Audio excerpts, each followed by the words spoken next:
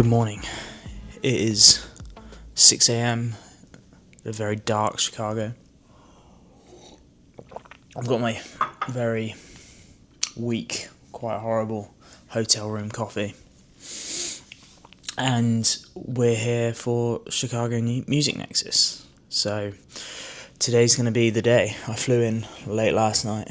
Haven't really got a chance to see what it's about, but yeah, gonna have 24 hours here, then heading home tomorrow. So yeah, it's gonna be a busy one.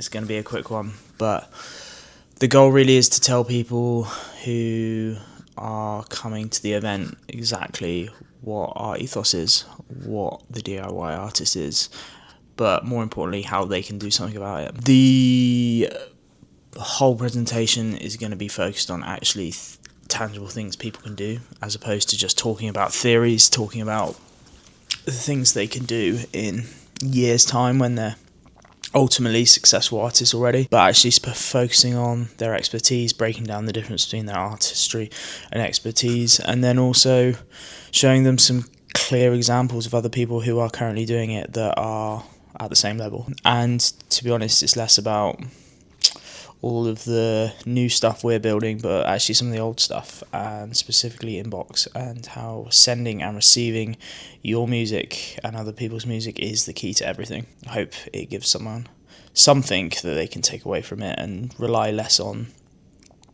what they think they need to do, less on luck, less on chance, less on marketing, less on how they brand themselves or present themselves on Instagram or building an audience. That all comes later. And so the goal is just to get that across to people. Anyway, it's 6 a.m. I was up at 3:30 because I'm incredibly jet lagged, and so I'm about to go and try and do a workout. It's still dark outside.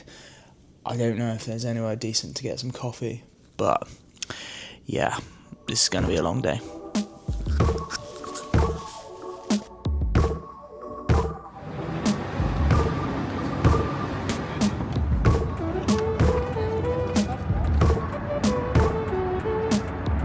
So the sun is out in Chicago. Got myself a coffee. So I'm showered. I've been to the gym. I've had some breakfast, and I've just been putting the final touches on my presentation for today. And one thing that has really stood out is just how many different flavors there are of being a DIY artist. There's not just this one path where you have to go down production coaching and mixing and mastering and then moving on to doing something bigger with educational content. It's pretty wide open, and one of the cases that has just really stood out to me is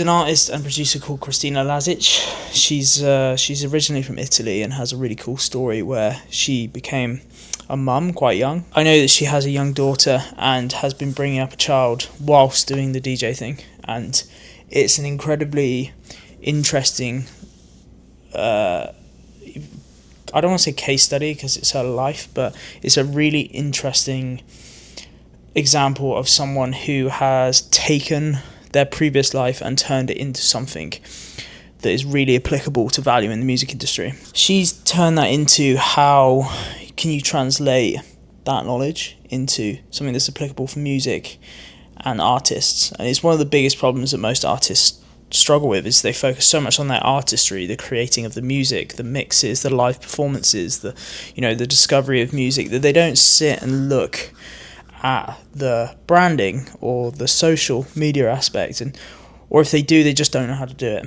It's really hard. I don't know how to do it. It's one of those things that unless you're taught or unless you've worked in there, it's really difficult. And so what she's done is she's taken that and she's put it into a community and consultancy product through coaching, which allows people to come along to her community. They pay a fee and they get access to her through coaching for a set fee. But it's using some of those things and bringing it into your existing artist career that you can start to look at some innovative ways of really digging deeper and having an edge that's unique. And I think that's what Christina shows us.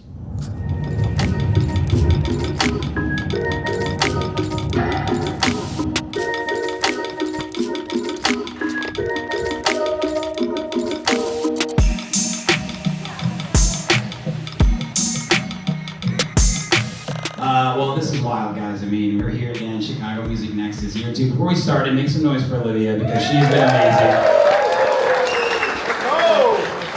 Make some noise for sure, obviously. Everybody's I was fishing for that. It was amazing to see how many people turned out on time, really engaged, sat through every panel, took notes.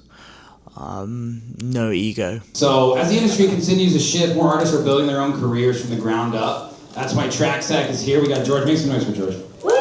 Today I kind of wanted to give you something that you guys can take away and actually implement into your own careers, because it's all good and well being able to send music to some of the biggest and best DJs and labels, but most of you are here today because you want to move your careers forward, and we get the opportunity to speak to a ton of different artists, people in your position, people who have kind of developed themselves a little bit more like Kai, and then also the people at the top. So we are privy to some amazing knowledge. Yeah, now we're going to shine a spotlight on this guy called Kai William. Don't know if you've heard of him.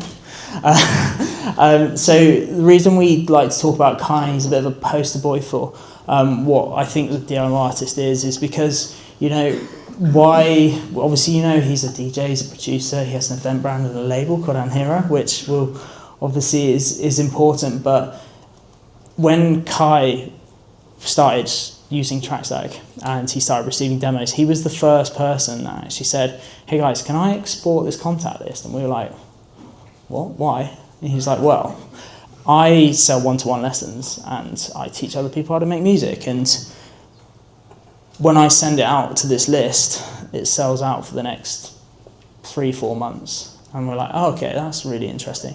Why is that important?" It was like, well, that actually pays my rent, that pays my bills.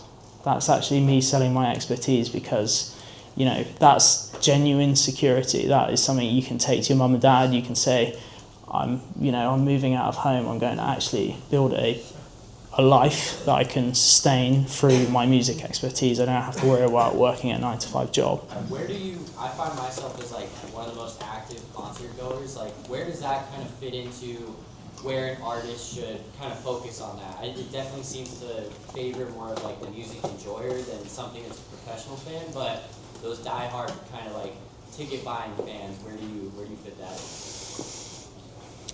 in? What do you mean in terms of where you should be trying to focus on getting those through the door? Yeah. Is that just in your promotion and making sure they just keep coming to shows, or is there a way to kind of convert them into something more, I guess?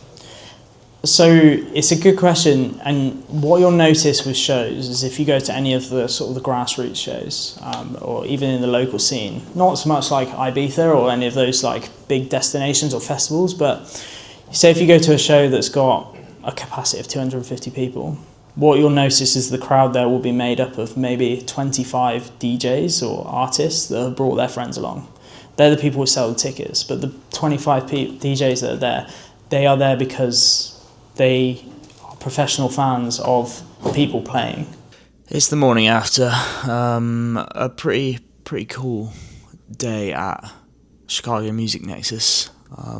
It was fun. It was a great day.